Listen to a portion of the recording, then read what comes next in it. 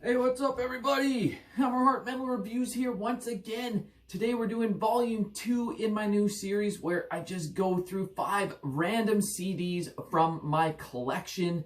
If you watch the first episode in this series, you'll know that I'm trying to switch up the genres here for the 5 picks, so it's not just going to be 5 black metal albums. I'll have a little bit of everything in here. These are just randomly selected albums from my collection, stuff that I've had in the car this week.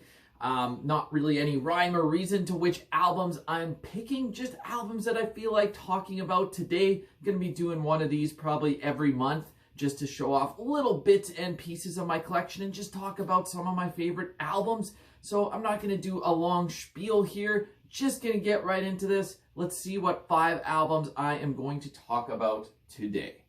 So up first, I am going with Alda and their most recent album, A Distant Fire.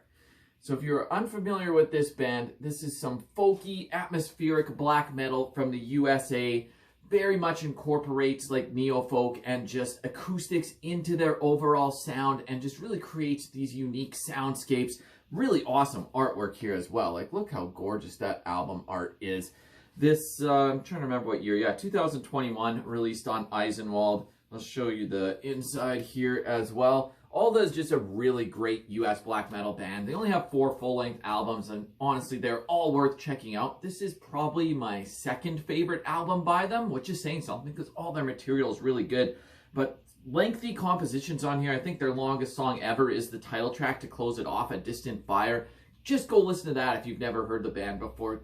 It takes you on an emotional journey. Just the way that they interweave these different influences, but it always just sounds like Alda. I'd say for bands like Agalloch, Panopticon, stuff in that general vein, you will be sure to get some enjoyment here. Other great tracks on this album, Stonebreaker, Drawn Astray, really front to back, this whole album is awesome. This is one of my favorite albums from 2021. Yeah, if you have not checked this out, do yourself a favor and go check it out. Grab yourself a copy. Really awesome black metal band. All right, switch it up to some death metal. I've been in a Cannibal Corpse mood lately, so decided to show off the debut album here, Eaten Back to Life. Of course, an all-time classic. Not really a band that needs any introduction here, but I've just found myself in a mood to kind of go re-listen to the whole discography lately, starting at the beginning, and I like to do that with bands every now and then, just go back and listen to the whole thing, especially for bands that have such a lengthy discography. And honestly, for the Chris Barnes era, this is possibly my favorite Chris Barnes Cannibal Corpse album, which is really saying something because some of the other ones are pretty close, and I do enjoy all 4 of his albums. But this one, just something about it. The youthful, thrashy energy that's on here. This isn't the pummeling, like, brutal death metal that they become known for later on in their career. This is, like, thrashy death metal, and it's just great. You got all-time classics like Mangled, Born in a Casket, A Skull Full of Maggots, features some guest vocals from Glenn Benton from Deicide, of course. Like, this is just a ripping album. It's a ton of fun.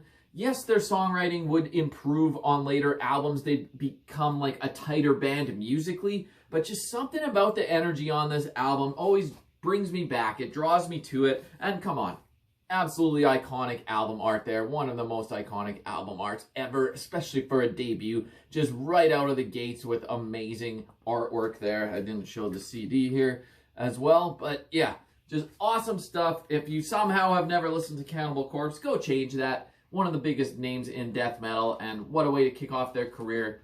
Awesome album. All right, up next, let's switch it up again. This time go with some classic heavy metal with Manila Road and their album Open the Gates. So I know I talk about Manila Road a lot on this channel, but that's just because I goddamn love them. This is the remastered, re-released version, features some bonus tracks. I'll show you the inside here as well. All these re-releases really were well done. And check this out, like, so this is the awesome album cover that they ended up going with, and I absolutely love it. But then in this re-release, they also show what the original album art was going to be. And honestly, I don't know which one I like better. This album art is goddamn amazing too. Like, check that out. That is absolutely unreal. So yeah, I don't know. Did they make the right choice? I don't know. Which one's better? I really don't know. They're both amazing album arts, but yeah, just this album in general, one of their best by an absolutely stellar band. This is right in the middle of their streak of amazing albums. I won't say that every single Manila Road album is gold, but they put out about 6 or 7 in a row that were gold, and this is one of their best. I think I lean towards The Deluge a little bit more than this, but honestly, this is one of their best. If you've never heard the band before, go check this out. Pretty much every song on here hits the mark. Maybe Heavy Metal to the World is not my favorite, but pretty much every other song on here is top-notch stuff. Metal Strum, Open the Gates, The Fires of Mars, Road of Kings, Witch's Brew, Hour of the Dragon. Like, come on, these are all on the same album. Just a sick, sick album. Honestly, one of the best out there for classic heavy metal and just epic heavy metal. It takes you on like he tells tales, and just his riff mastery is amazing. I know the vocals are going to be an acquired taste, but spend time with it. You'll get used to it. And I think his vocals are actually pretty good. Like when I first heard Manila Road, I wasn't necessarily blown away by the vocals, but as I grew to love them, I think the vocals are what really stands out. It really makes them unique. And yeah, this album, goddamn masterpiece. Go get yourself a copy if you don't already have one. All right, up next, going to go with one of my favorite thrash bands of all time, and that is Testament. And the album I'm talking about is a live album, Alive at the Fillmore. So I don't typically lean towards buying too many live albums. I'd rather have like a live DVD to watch the performance at the same time. But this one is very interesting and very well done because, number one, the set list that they put together for this is amazing, pretty much all their hits. But then after the whole concert that's on the CD, there's 3 bonus tracks that are not live at the same concert, but they're acoustic renditions of some of their ballads, and they are fucking beautifully done. They bring in some female vocals, which maybe wouldn't sound like that should go with Testament, but in the acoustic setting, but the interplay between her and Chuck Billy, it just really works, and they made these songs even more beautiful than they already were. The acoustic guitar playing is amazing.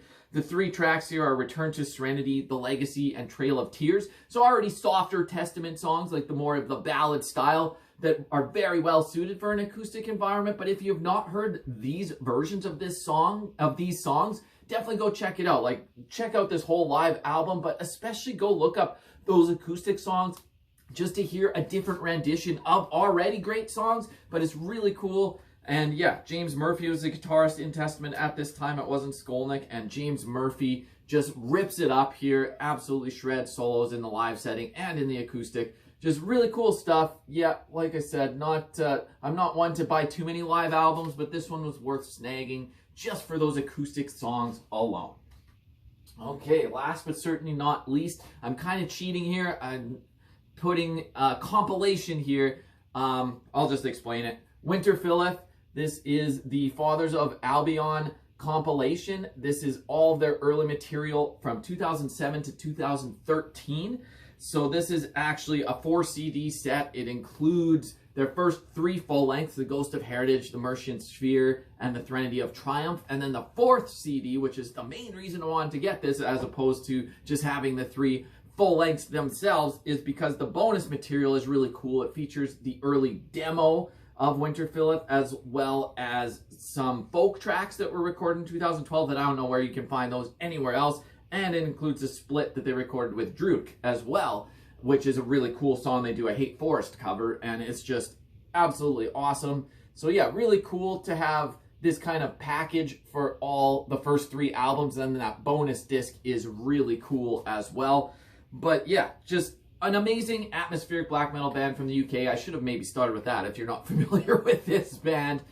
Very much proud of their English heritage. All their songs are rooted in English history about like old-time battles and just nature and everything. And it's just the type of atmospheric black metal that I absolutely love. Pummeling drums, great guitar riffs, harsh vocals, but they bring in acoustics and folky touches in spots to just really create this English atmosphere. And yeah, one of the best in the business. I absolutely love this band. Pretty much have every album by them.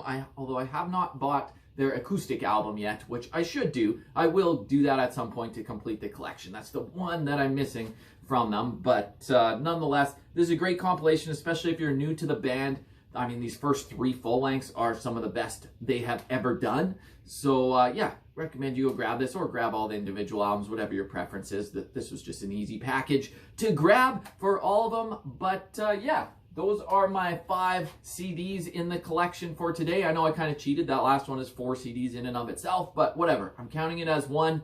So hopefully you got some new stuff to check out, or just enjoyed hearing me talk about these random albums. Let me know what you think of them down below. You can expect another one of these next month. So until that time, Hammer Heart Metal Reviews out.